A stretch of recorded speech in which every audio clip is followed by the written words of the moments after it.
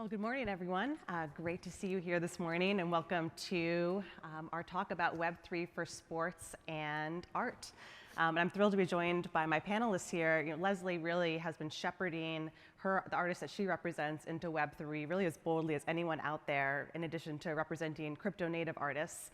And Daryl obviously has the voice of a former player, but also is kind of coming straight out of just recently recruiting the most recent batch of coaches for the USFL as well as the players. So I think really has your finger on the pulse of kind of like what talent is looking for today. And I'm thrilled to kind of explore with you what ownership really means for athletes and for musicians kind of in this new world with Web3.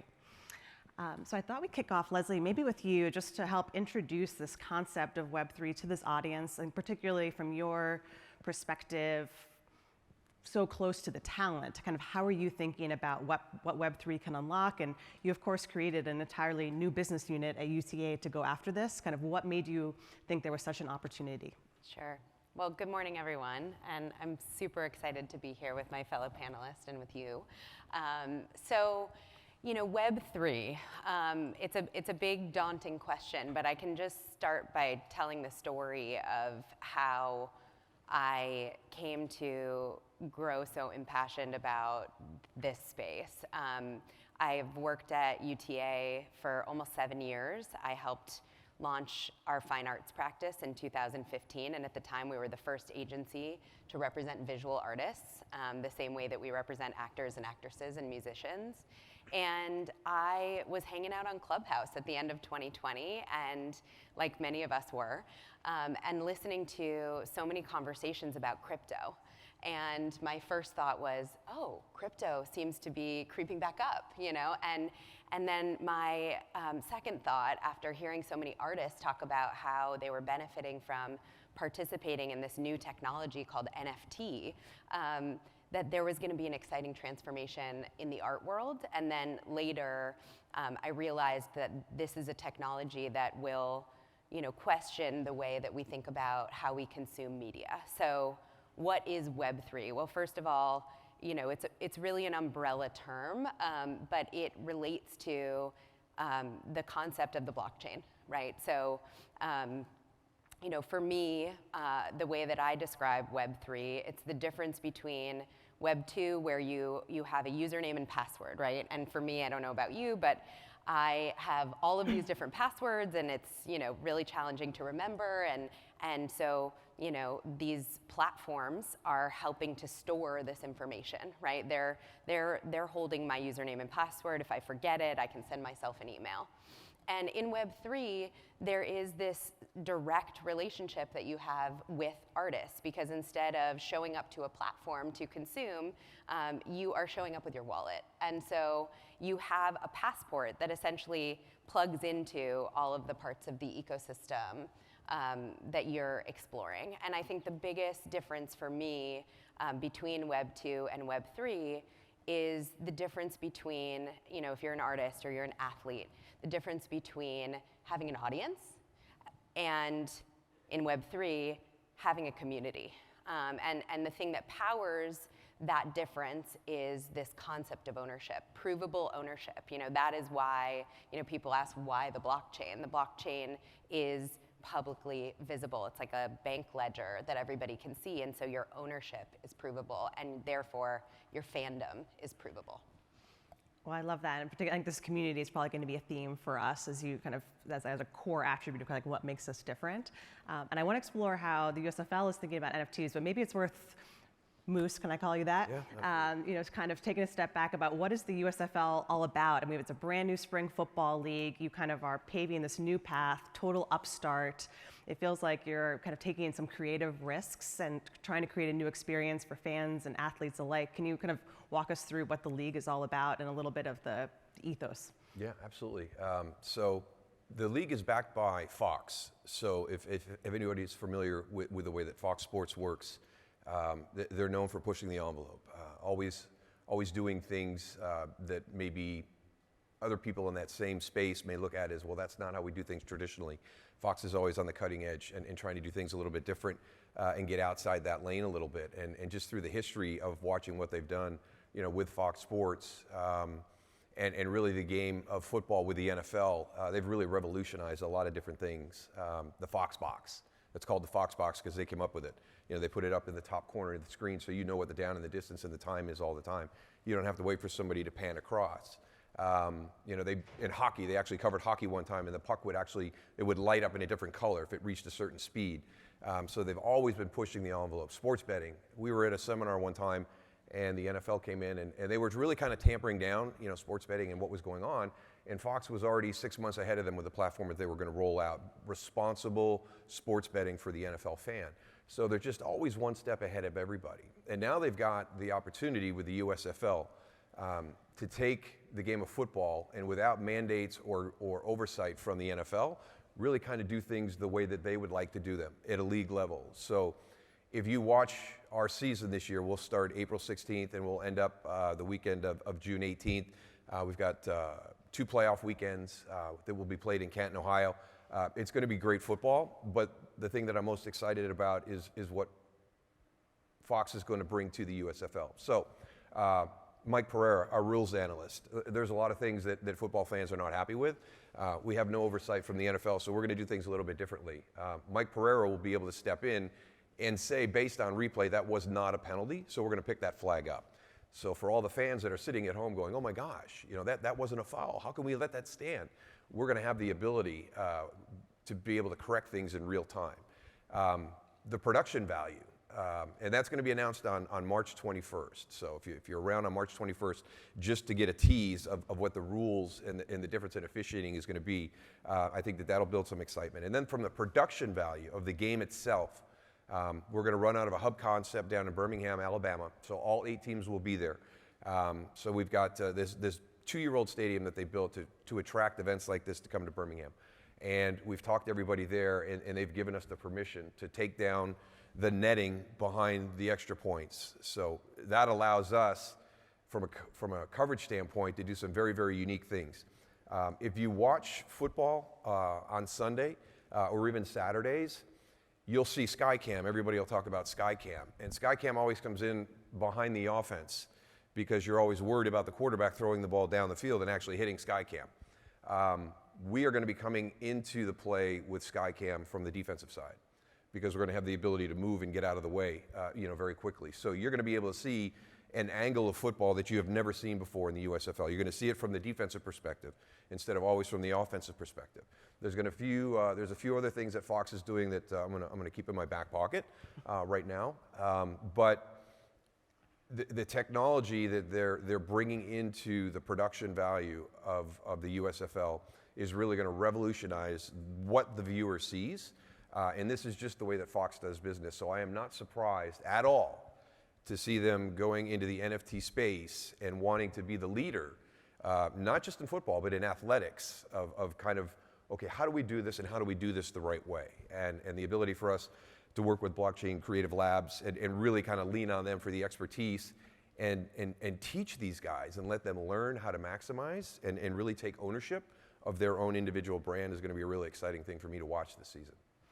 Well, I'd love to kind of extend that innovation that you described in terms of just the technical experience for the fan watching the game. So from the athlete's perspective, maybe we can talk about kind of, I know you've spoken very clearly about how culture is so important to you as you're building this first season. With players, you've recruited the coaches, you recently had the draft, all the players are showing up to Birmingham next week. So I feel like you're really kind of on the pulse of what the athletes are thinking, these athletes coming out of college, and how they're thinking about name and likeness, how they're thinking about how they connect with their communities themselves, their fans, their family members who are supporting them, who are advocating on their behalf. What are you observing in terms of how athletes are coming into the space, coming into the USFL? Like, what are their expectations in terms of, how they can actually own and their digital rights, their digital voice, and maybe how has that changed from when you were a player yourself? Like, how are you seeing like that evolve over time? Yeah. Let's go back to when I played first. So I played back in the '90s, and there was not an opportunity for this.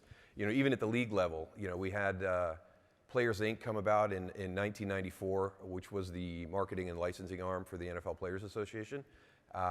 But all that money went to Players Inc., and then it was distributed back to the individuals, back to the people who were creating the ratings, back to the people who were creating the marketing opportunities, back to the people who were creating the licensing opportunities.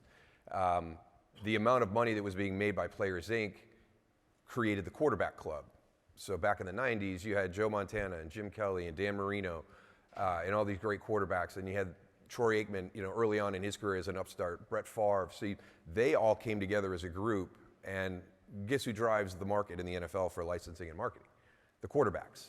So they removed themselves from the general pool and started to capitalize, and they were making millions of dollars as a separate group. And it became very frustrating, for the rest of the players, because I consider football to be the ultimate team sport, and the most important player just separated himself from everybody else to maximize his financial ability when they are the highest paid player on the team. So there was a lot of conflict and a lot of angst back in the 90s, and there's several lawsuits between NFL Player Properties, the NFL Players Inc., the Quarterback Club, the NFL itself, several big brands. There was a big thing with Coors.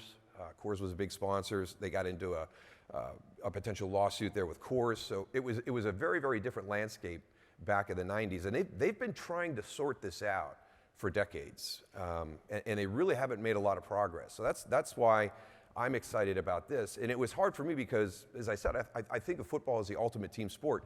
So for me to watch the game and watch somebody kind of raising awareness of his brand on the field, such as a Deion Sanders, with some of the things that he did. Michael Irvin was a teammate of mine. It got to the point where some people called our generation, as it started to grow, the "Hey, look at me" generation. We kind of let go of that teamwork that glued us all together, and in moments of big plays, it became about us in building that brand. But there was no way for anybody to maximize that potential. So let's fast forward now to what we've proposed here, and what does the player of this age do with this opportunity? Number one, our league has got a lot of players who are not right out of college. We're guys that, our average age is about 25 and a half of the guys on our rosters. So these are guys who missed out on the NAL. This is, players that never had the opportunity to generate, revenue based on their name, image, and likeness when they were in college. This is their second chance, and I think it's a better chance. And that's why I'm excited to see this platform and to have Blockchain Creative Labs behind us with the technical infrastructure for what we're going to try to do, but also to help our guys with creativity and building their content. Because we have already talked about engaging ourselves in the community of Birmingham with all 8 teams there, working with the Boys and Girls Clubs, working with the YMCA, doing some after-school programs, doing football clinics for inner city. We want to kind of really embrace the community of Birmingham, and this is an opportunity for us now to have that relationship really start to grow back and forth. Lesley has talked about community and how that works with Web3, and that's another part. That's why it feels like this is such a perfect fit for what we're trying to do, because everything we were going to do beforehand, we were going to do old school. Well, now we've got this group that's going to bring this new technology to really help us accelerate the opportunities that we're going to be able to share in Birmingham. It's interesting. It feels like a lot of what you described in terms of what failed in the past was just this kind of lack of incentive alignment. So you might have the league can be successful, but the players don't really feel like they're part of the action, or maybe some star players can peel out, but the rest of the players feel left behind. It seems there's a real opportunity now if we can think about, from particularly with a scale technology approach, like blockchain, and then also with kind of this greenfield rights opportunity to actually create that incentive alignment that allows a player to feel the monetization directly while not being at the expense of the team, that actually like the rising tide lifts all boats, like for the league, for the players, and for the teams themselves. And the big part about it is the players and the coaches will get the majority of the revenue generated. The league owns all the rights, all the IP, but they understand for this to work, one of the best ways to incentivize the people who are involved is to give them the majority of the revenue that's going to be generated. So that's another one that just, for me, is like, oh my gosh, everything else we've functioned in, you were fighting for scraps. You're going to give this group the majority right off the top. I mean, it's revolutionary the way they've structured everything and incentivized everybody to take part. Lesley, what's your response to this? I feel like you're, with the artists that you're representing, what resonates or what might be in common between what the athlete is looking for in this space and what you've seen kind of out there on the cutting edge of these projects? Like, what are some of those keys to a successful project in this space, and what is today's musician, today's artist looking for that might be similar or different from what Daryl described with the athletes? Sure. I will just say, I remember the first time you told me about the work that BCL is doing with the USFL and how these tools are going to be made available and how the athletes are going to be participating as majority stakeholders in the assets that are co-created with them. And that is like the magic and the essence of what we can create in Web3. And in my very brief tenure in this space, right, because all of this has really unfolded, this sort of NFT product market fit has really transpired over the past, let's call it 18 months. And so in that short period of time, I've already begun to see us drifting away from what the essence of this really truly is, which is, again, the disintermediation between the athlete and their fan, the musician and their fan, the artist and their fan. And I've seen, very sort of greedy structures be built, around this premise of Web3, but really it's essentially, a Web2 project in disguise. And what is actually being created here for the USFL and the athletes and the coaches is really exciting. So I just want to commend you for the work that you're doing. And, just in the way that sort of the historic structures of how leagues work, you can imagine that the same is true for the music industry. The same is true for artists. The same is true for our actors and actresses, our comedians that we represent at UTA. There are these structures in place where, in exchange for let's call it an overall deal or an advance, you're giving away a lot of that ongoing royalty. And I will say that, for me, the biggest driving force and factor for why I became so excited about the possibilities of Web3 was this royalty idea. I learned that NFTs have this unique capability to carry with them a smart contract, which guarantees an ongoing royalty in perpetuity, registerable on the blockchain, publicly expressed, that travels with the digital asset throughout its lifetime. And so my background is in art. And so what I can say about the art world is that if you're a painter and you make a painting and you sell it for $3,000, which is a big feat, usually your gallerist is taking about 50% of that for aligning the buyer. So now you're down to $1,750 if my mental math is working this morning. And then, collectors buy your piece. There's this idea of scarcity. There is this idea of connoisseurship, right? You have these patrons. And then let's say a year or two from now, one of your paintings sells at auction for an extraordinary price because of a number of factors. You don't participate in that at all. The way you'll participate is that perhaps when you sell a new painting, the price of that will be higher. But you don't participate in that long tail revenue stream. And so when I saw that the smart contract was guaranteeing this back to the original creator, I thought, this is really revolutionary. And so we are still in the very early days of understanding how and what people will do to embrace this technology. But what I can say about our clients at UTA, the really innovative, thoughtful, forward-thinking artists that we work with, they're looking at at the possibility of Web3 as creating just the kinds of opportunities that we've been talking about today. The opportunity to, as in the case of Halsey, right? We work together on her first series of NFTs back in March of last year. And she's a visual artist. And she'd never sold a painting before, other than through one charity auction. And so she had this ability to use digital art to express the visual side of her work. And it was really this authentic way to enter into the NFT space. We also, on the sports side, we work with Clutch. Clutch is a partner of UTA. And we came up with this amazing idea with all of the matriculating rookies last summer that we were able to program into these digital assets characteristics of the teams that they were drafted to. But the catch was we did it in real time. And so you could buy essentially the very first piece of digital memorabilia of an athlete who is going to potentially grow into a megastar.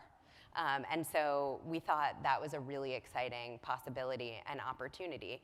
These are the types of things that can be created in this Web3 space. And now, when that initial trading card changes hands over the next several months and years, you're going to see that a royalty will be kicked back each and every time to the athlete. And that's a super exciting promise of Web3. I think it's worth lingering on secondary sales for a minute, because this does seem to be such a powerful way to really instantiate ownership. You're an owner for the entirety that this asset exists. You maintain an ownership stake. And how do you think that kind of duration is what facilitates kind of some of this community building? Because it feels like those things kind of go hand in hand. That if you're buying something for the second or third time, you're still that a piece of the action is still going back to the original creator, and so you're kind of entering into that orbit in the same time. Do you feel like secondary participation and community are fundamentally linked, or are there other attributes that kind of are also really driving that community connection? Yeah, I mean, it varies, right? So, I talked a lot about art because that's always how I think about this space. It's the lens through which I see it, which I think has really differentiated how UTA has moved through this space. But a one-of-one art piece, for example, you're not necessarily going to see that change hands hundreds of times.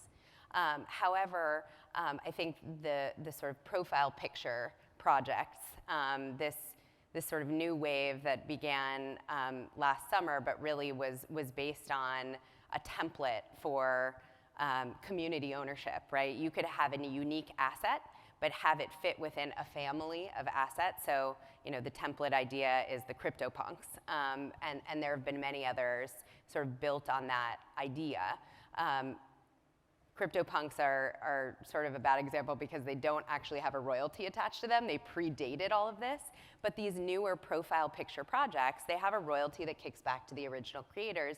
And because of that, some of these projects are essentially stockpiling, a lot of money that can go into creating community events. So what it's been so interesting to see as an observer, this is my first time at South by, and as an observer, I'm seeing houses at South by that are kind of spun up around these NFT communities.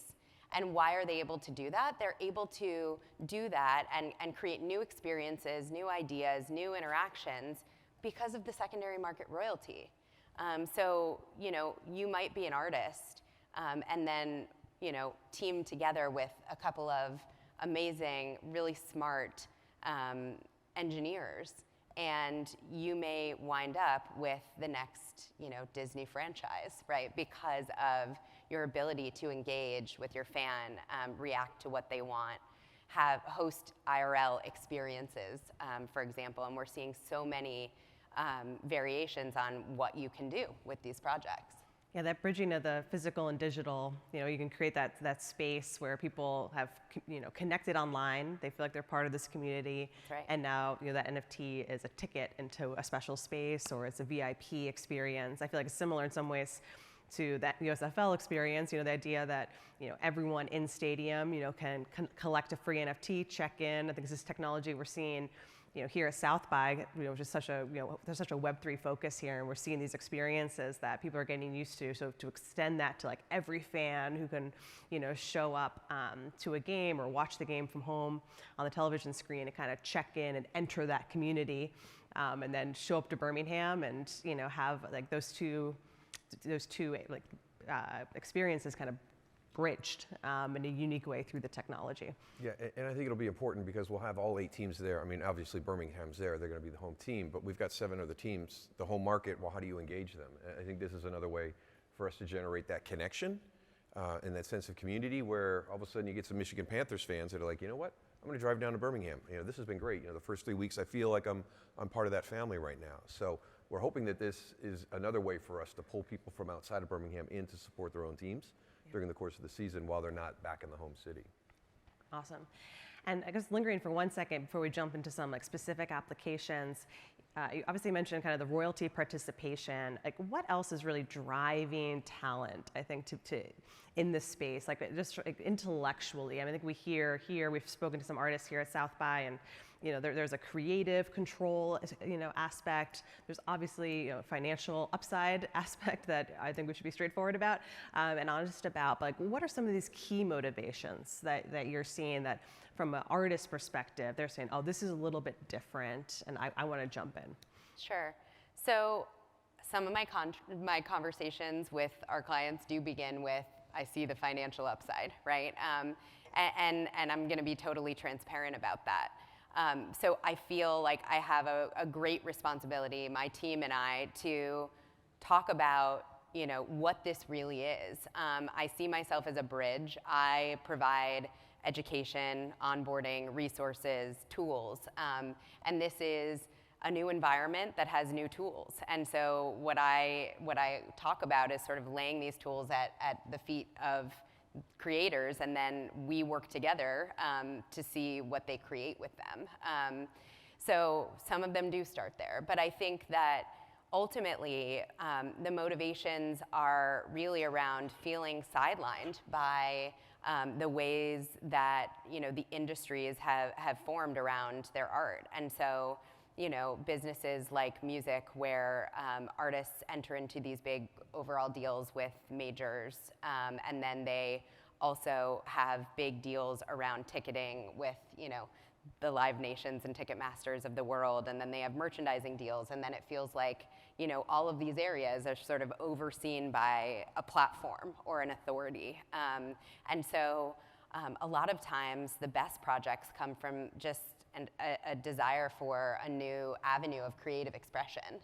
And I've seen so many projects and so many artists who I can really tell are being driven by that. We're still though we're sitting on a stage at South by and there's all of this, I check the schedule and there's all this conversation around Web3, NFTs, crypto, blockchain. We're still a really small audience of few speaking amongst ourselves about the power of this technology. And so the other big motivating factor and driver for success is, are you somebody who's a pioneer? I still think that if you are an artist thinking about entering into Web3 today, or if you're an athlete thinking about entering into Web3 today, you are an innovator. You are a pioneer. And if you commit to staying here long term, then you're going to have the opportunity to grow a community that will follow you through every move that you make in this space. And that's really exciting. I remember being in college and being one of the first universities that was allowed on Facebook, right? And so I was an early adopter of that technology. And the folks who will be early adopters of this technology, we've already seen, in terms of celebrity, you've seen Snoop Dogg making massive moves. You've seen Paris Hilton just, everywhere in Web3. And there are so many others who are going to be our pioneers. And I think that is going to be a huge driver of success. And the thing that I love about Web3 is that it's contagious. And so, so many artists who I talk to are spending a lot of their time doing exactly what I'm doing, onboarding others. Once they get a sampling of what's possible here and how directly they can engage, they are helping others to jump in as well. And I think that that's incredibly important. I think that, the fact that Fox is supporting, a new technology platform around blockchain is really exciting, because the audience of Fox compared to the existing audience of Web3, like, it's puny in comparison. And so now that everybody's here, we are going to grow the audience, and we're gonna bring the mainstream into Web3, and that's so exciting to me. There's so much to unpack there, but one thing in particular, you said kind of the pioneers, who are going to bring this technology. And I heard a panel yesterday with Verite, an artist who's like, really pioneering herself in this area. And what she said is kind of the key for artists, from her perspective, is entrepreneurship. That's right. And there is a sense, I think, even for the athletes too, as we've spoken about it, like, the flip side, of course, of ownership is that you got to put in the work yourself. And there is this kind of direct correlation between how much you put in to kind of how much the community grows, how much the community values what you're doing, and thus how much the asset that you're creating is kind of worth in the world. But I think that entrepreneurship, and I wonder how you see it kind of like athletes today, like, are they internalizing themselves as being like entrepreneurs in addition to their roles on teams? Is that a word that you hear, or are there other kind of identities that you see that athletes are embracing in addition to athlete? I'm also a businessman, I'm also a pioneer. What are the other words that you're hearing? Yeah, I think the big part is, is walking that fine line of remaining a part of the team and the common goal, to win games, but also how do I maximize the potential of my individual brand that I've carried with me and I've created and I've grown here, and I think the financial component will be the hook, and now it's just a question of, okay, what do you do now? The interesting thing is the way that athletes are wired is if you teach them, coach them, give them the things that are necessary for them to succeed, they usually grab it and run with it and really kind of take it to a different level. So in this space, it's just going to be a question of that first person who's the pioneer in the USFL, sees it, recognizes it, takes advantage of everything that's being supplied from an infrastructure standpoint and a content creation standpoint, and gets it. And now you have to find that balance, because for the athlete, a lot of that individual branding and that financial windfall will come from your success as an individual player, your success on a championship team.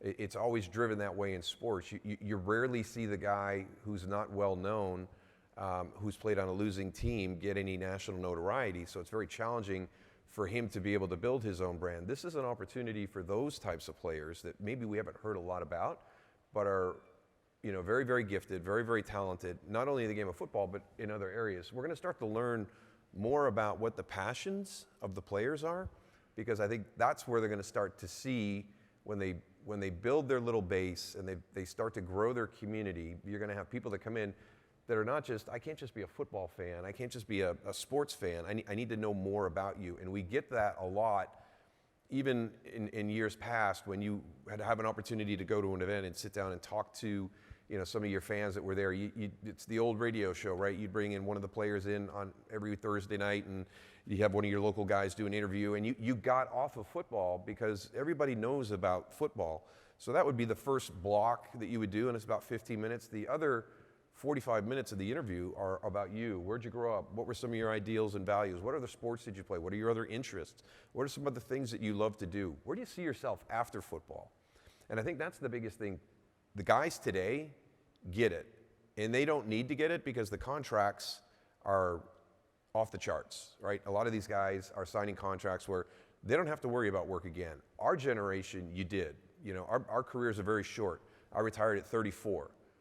You've got to reinvent yourself at 34. So if you can find that balance while you're playing your sport, taking advantage of the opportunity that this platform is going to provide for you, and start to build that secondary occupation, when you're done playing your sport, you're going to roll right into this other arena, and that's what I'm excited for. And whether it's the guys that have the big contracts and have the ability, to have that name recognition, I'm more excited to see the little known guy, the guy that maybe we didn't know a whole lot about when he was playing, but oh my gosh, look at what he has done here.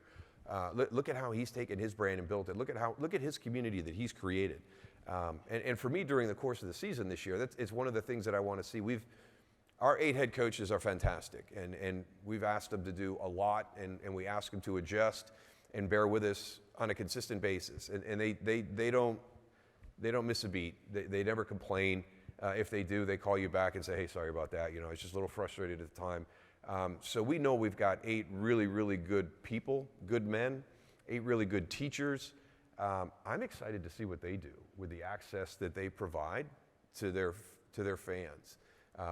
It's always been one of the things that I tried to keep everybody else away from doing. That you always wanted to have some of those things to be just for the people who raised their game to play at that level, that got into that really small group. And the only people that knew what went on behind the curtain were the people that were behind the curtain. And we've started to open up that curtain. But it wasn't under your guidelines or your choice. It was somebody above you was giving access to certain things that you were like, well, why do they get to do that? That's ours. That's special. That's us. You should have to earn the right to be in that situation, to be a part of that. To be able to grant that access now in small doses into areas of the athletic world where not a lot of people get to go is going to be fun to watch. We're going to get to see, with one of the tokens, will people be granted access to a post-game speech, a halftime speech. I think the opportunities are endless, and with Fox being so good and the USFL being so good at wanting to make sure that this is done in the proper way, I think there's going to be a lot of latitude for the guys to do things that maybe other leagues wouldn't. And I honestly believe that the NFL is watching us on this venture, and they're looking at it to see how does this work now for our league? How would we do this for our players? And do the NFL players hear about what's going on in the USFL? And if we have 3 or 4 really big success stories, come to the NFL and say, why aren't we doing this? You own all of our rights and images and everything. This gives us an opportunity to at least monetize some of that we've earned and we've developed and we've built, through our entire careers. So I think the end of our season going into the NFL season in the fall, there's going to be some interesting discussions on where this fits with the NFL moving forward. Well, I love how you're kind of really embracing, allowing the athletes and coaches to really be their full authentic selves and have the platform for that. It feels like, and particularly the Web3 projects that I observe, that's so much kind of what the fan is looking for, right? They want that look off the field. They want that behind the scenes and it's hard for us to view. Get that up. Yeah. And I think just leaning into it and actually providing that platform, I think about some the discords that I'm in that are the most vibrant, are these token gated discords where it's like, you feel like you're part of something special and you're getting to know someone in a way that when they're on TV, the average audience member isn't getting to know, and that's really special. So let's actually dig into exactly what the USFL is doing. So, here at South by, I think there's, we're seeing these kind of QR codes, the POAPs, the proof of attendance protocol. I think that's kind of a toolkit that's part of the kind of Web3 standard playbook, and that the USFL is leaning into. And so, anyone can kind of claim a free token. I understand there's also kind of team tokens, so you can kind of join the fan club early on, signal that you're a Houston Gamblers, New Jersey Generals fan. But I do think the most innovative thing is this player token. And the line that I read from the press release, I think maybe worth digging into, it says using smart contracts on the blockchain, USFL coaches and players will be the first from any professional sports league to receive revenue at the exact time of sale. So I guess this gets to a little bit, Lesley, you talked about kind of what the blockchain can facilitate in terms of, disintermediating, payments. So this is not all going into a pool that then through some opaque process is then redistributed out to the masses. Instead, it's encoded in software that if, say, a player scores a game-winning touchdown, his NFT goes through the roof, he gets to the locker room, the money will be in his wallet. Is that kind of the idea? How, I guess as a former player yourself, what excites you about this the most? It's so different than when I played. So it's going to be fun for me just to kind of watch how they respond and react to it. But I know the guys that go in after a big game and they go right to Twitter Am I trending? What are they saying about me on Twitter? So now it's going to be, I really don't care about Twitter. I want to see how much did I get in that wallet. Somebody this year is going to score the first touchdown in USFL history this go around. What is that going to be monetized at? What does that digital image and that video, how does that monetized? So that we have our opening game matchup is the New Jersey Generals versus the Birmingham Stallions on Saturday night prime time on both Fox and NBC. It's the first time a professional sporting event has been simulcast on 2 networks since Super Bowl I. So this is on April 16th. It's going to be something revolutionary. And if something happens in that game, that first touchdown, that is historical. And you talked about rarity and uniqueness. Well, that's the essence of it right there. So one of our players is going to have the first touchdown in the USFL.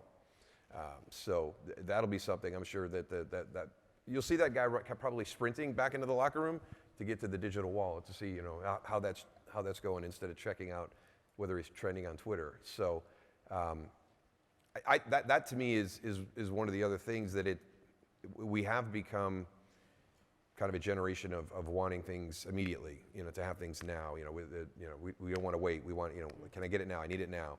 The mobility of everything that can be brought to the house. It's amazing to me. So this is just another part of that as well that kind of feeds into, the personality of the players and the times that we're living in, is the immediacy of this payment, where you walk in and it's right there. So that's going to be unique. And again, it all starts to build to show that this does work. We've given the players ownership. We've incentivized them by giving them the majority of what they're going to create. We've helped them create their platforms, build their brand, develop their community, interact with their fans. It's a payback for us. I mean, just think if all of a sudden, we've got people coming from all the other 7 cities into Birmingham through the NFT platform. I mean, that's such a home run for us at Fox, because we know that's one of the bigger challenges for us is we're having 4 games a weekend, but 3 of those 4 games don't involve the home team. So how do we get people to be a part of Birmingham and the USFL in that situation? And this is just one of the offshoots that's really going to help us achieve that. Well, I love that contrast with, I think, the Web 2, dopamine hit of seeing, you're trending on Twitter, but the values to Twitter, that Twitter's getting more engagement, Twitter's getting more ad revenue, and, so you get that dopamine hit, but that kind of wears off pretty fast. And I feel, bank account hit. Yeah, bank account hit. I like that. But yeah, it really does feel like this immediacy that you spoke to, and like the contrast with just a more abstract sense of fandom but again, where all the monetization is going to the social platform versus the value that you are creating as an athlete yourself. What are your observations on this, Lesley? Well, I think what I was thinking about is this idea of ownership. So, in the past, there are ways to engage digitally with, your favorite athlete. We can all sort of witness in real time that first touchdown. And then we could watch a video of it after the fact, maybe on YouTube or one of the other Web 2 based platforms. We can tweet about it. We can share, our voice on a platformed community. But this idea of ownership is sort of the magic of what Web 3 is. I remember talking to some clients of mine who developed so at UTA, we obviously are helping our traditional talent clients onboard into Web3, but we also pioneered this idea of representing the new voices who are coming out of the Web3 space. And so there are artists and creators and owners and coders and influencers who are sort of driving the vibrancy of the Web3 space. And I believe that just as it was true in 2008 when YouTube started, there will be a whole new generation of voices coming out of this Web3 space who will need representation. And so I was talking to 2 of my clients who created a generative algorithm that spat out 10,000 characters, similar to one of these modern day PFP projects. And, they were sitting around thinking, okay, like people may want to have these, but how do we create that sort of magic of the claiming and the ownership? And they knew about blockchain technology. And so they experimented with putting, these digital characters, these digital items onto the blockchain. And this is a project that became CryptoPunks. And so they put it on the blockchain, and eventually, after years actually, all 10,000 were claimed, and that is when the fun began, right? And so if you think about this moment that we'll all get to witness, right? This first touchdown in USFL history, and being able to say, I own that moment, I own it. There is something in that. Right now, I think it's a lot about the flex of ownership, right? Like being able to show provably in this visible space that is the blockchain that you own this asset. There's something to that. But the same is true in the fashion world, like I own this handbag and it's by this brand. And so we will start to find new ways of identifying with one another around ownership. And the truth is, it's not even my generation who's doing this. There are younger generations of people who are buying digital goods in spaces like Roblox and showing their friends that they have these digital goods. Those aren't necessarily goods on the blockchain, but imagine expanding that premise out to everybody who's a fan of anything. Well, it's such a good point, because I think if you think a target demographic of a league like the USFL, I think was originally something like 45 to 60-year-old men, right? And can Web3 actually really kind of open up a new type of audience, an audience who, as Lesley described, is growing up with the concept of digital ownership as like just absolutely fundamental to their being. I think I read recently that like for teens right now, or kids who are getting any kind of allowance, by far the number one thing they spend money on is Roblox in-game attributes. They're not spending money on ice cream or playing cards or baseball cards of the past. They're spending money on digital goods. And a lot of the Web3 projects that I look at, or even artists who have maybe crossed over, it's not just bringing their existing audience with them, it's also just actually activating an entirely new audience, a generation that maybe wasn't going to look at football originally, or maybe just didn't know that it was there for them, but hey, there's actually something fresh here, it's something cool with the athletes. Do you feel like there's an opportunity to maybe tap into this generation that Lesley described that's kind of maybe not even looking at the NFL today, and is actually a younger generation that we can interest in football? I think we can learn from what the NFL did with the female viewer. I think if you saw the amount of effort they put into it to really kind of to bring things specifically for women, that were fans of the game of football, all the way down to apparel. I mean, it wasn't until about 10 years ago that women could buy fitted, jerseys. I mean, they were buying the jersey that was there for guys, and it's just, it's baggy, it's not flattering. So now all of a sudden, Alyssa Milano comes out and she does a line that's sponsored with the NFL, and it's feminine form fitting, and it looks great, and it's smart. It really kind of brings them in, and now, that the female fan base in the NFL, 25 to 35, I think is the second biggest component after the one that you mentioned. So. The big one is tapping into that younger group, and it's been hard because with everything that went on with the concussion issue, a lot of younger players were taken out of the game by parents or scared from the game because of the fear of something bad happening moving forward. So we've got a huge gap in the younger fan that we need to try to find a bridge to get them back into it. Because they didn't grow up playing it, they didn't really grow up watching it, because they were scared away or pushed away from it. So I think that this is an opportunity, with this platform, to kind of re-engage that group and kind of show them, the game is more about just a gladiator style of collisions. There's great strategy to it. There's a really, you have people. It's like people that have never been a fan of hockey, put them on a pair of skates and see, just skating, how hard skating is, let alone play hockey. we do that with a football, try to throw a spiral. It's not real easy to throw a spiral. So there's skills that are involved in the game of football. But I think a lot of times we just see it as this gladiator style sport. So we're hoping to be able to bring in some of these younger fan bases, and this gives us an opportunity to do that through the NFT platform. And that is, again, that will be something that the NFL looks long and hard at. If all of a sudden you start to see that fan base tick down into that one demographic that everybody has been dying to get, that even below 25, how do we really engage them, especially after the hard hits that we've taken over the last decade in regards to player safety and health. Well, I'm about to jump to some audience questions because we've gotten a bunch that have come in. You can submit through the app, and we'll try to get through a bunch of them. But I guess right before we pivot to that, maybe can you speak to, like, if you're going to talk to an athlete, Lesley, how would you think about when you've looked at your artists who have succeeded in this entrepreneurial spirit? Like, what kind of advice would you give to an athlete in the USFL who has the opportunity to build their brand?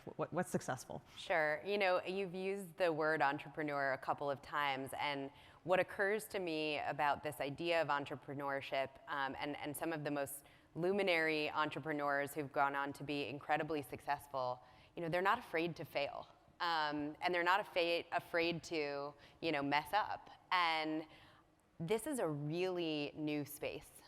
And so if you are venturing into this space, you have to have an appetite for experimentation. And you have to be excited about the idea of potentially, publicly messing up, but then being able to quickly pivot and make a different choice, right? And so we're all learning together. And this is this very precious time in this Web3 space where nobody knows. Nobody really knows. There are no, experts. There are people who've been around longer than others in the blockchain space. But I think, we're all on a level playing field when it comes to how we're going to participate in a digital asset economy and how, more specifically, we're going to buy, trade, utilize NFTs as part of our daily conventions, right? And so, the thing that's so exciting to me about the USFL players and coaches getting to shape their own paths with the help of Blockchain Creative Labs and the technology that you're turning over to them is that it may not be, the star quarterback or, the most prominent name who has the biggest Twitter following, who is the most successful at engaging with their fans through their digital asset language, right? It's going to be the most innovative, thoughtful, creative entrepreneurs who are willing to put in the work to continue to tweak and engage with this technology in order to find the right product market fit for them and their audience and that new language that they are communicating to their audience with. And that's so exciting. And so, I get really enthusiastic about talking to a new athlete client of ours or a new music client of ours who's really willing to enter in but know nothing, take some guidance, and then spit back a new idea. I see new ideas that excite me all of the time. Right now, what I'm excited about is this idea of a membership pass, and then unique artwork being sort of released through this membership pass on an ongoing basis, and then kind of watching the value of the membership pass increase. I'm also really excited about DAOs, decentralized autonomous organizations, and how they're forming around ideas of joint ownership, joint collecting, joint investing. And so there's just a lot that's happening, and we're all learning from each other. Well, I love what you talked about just with risk taking and kind of, there's a little bit of a leap of faith here, I think, Sure. jumping into this space. And maybe I'll take one of these questions that came in from the audience around the early community response to the USFL. And I think, that sometimes this move into NFTs, I think, let's be honest, sometimes there's mixed community reaction. There's a sense of, is this, why are you bringing crypto into this? Is that going to make things inaccessible to me? Or is there going to be some kind of, it feels to some people still scammy? How do you think about earning trust, I guess, with a community that maybe you're not only trying to reach, crypto native people, but you're trying to bring, football fans or artist fans kind of like into this world. How do you think about building trust for those communities? So I think two big things, security and friction. So on the security side, you know, the USFL is working with a trusted partner. I mean, you are a cybersecurity expert, right, on the team. And so you are entering into this relationship and going to share with the consumers of these digital goods that they are entering into a space where they're going to have security around how they're buying assets. And we have to be really thoughtful about how we're educating people about participating in this new digital economy, right? And then friction, right? So if anybody here has attempted to buy an NFT through sort of the traditional means, not on a platform that takes a credit card, but really— How many people have bought an NFT here, out of curiosity? What? Okay, maybe like a 10th? Pretty significant. Yeah. Congratulations to you. You are all pioneers. You've realized that this is like a 10-step process. And I always say, like, I'm the person who will put, you know, a jacket and a pair of pants and a pair of shoes in my shopping cart on a website and then leave and abandon the cart. You know, it's like we as consumers, like you talked about immediacy, right? Like we want that immediacy. And in order to buy an NFT today, you know, on OpenSea, which is the leading NFT marketplace today, you have to go through many steps, many steps. And so I also think what will be really important, again, about this new environment that you're creating together is how do you answer the question of reduction of the friction of engaging with the blockchain? And I think you're gonna, you know, I'm sure blow some people away by how you're doing that. So that's really exciting. Well, I think there is, there's no doubt, you know, additional friction right now, you know, versus Web 2. You know, signing onto a website is a lot easier than signing up a wallet. You know, checking out one click on Amazon is a lot easier than, you know, actually having to fund, you know, crypto into your wallet to purchase an NFT. But I think there's now really a good conversation about, you know, well, what are we gaining from that? Like, what is the freedom actually? And let's work through that friction and let's to try to onboard an audience. So in our final minute, Daryl, can you leave us with some parting thoughts? Yeah, well, just listening to everything that was said today, I think it's a better fit than I thought coming in. Just what you said right there, Lesley. I mean, the coachability of these guys. You know, I was excited about everything that was going to happen, but now I'm like, wow, this is going to be really interesting to watch these guys do this because they are coachable. They're very coachable, and if we have the support and the creativity behind them to kind of show the little things. Afraid of failure? No, not at all. No, they have fallen on major stages and failed and will bounce right back up. The response and the resiliency of NFL players or professional football players is very, very unique. So there's a couple of things in there that you talked about that are critical for people to have that entrepreneurial spirit to be successful, and it kind of describes the players that we have. Yeah. That's awesome. Well, thank you both so much for your time today, and thanks, Gal, for joining us about Web3. Thank you. All right.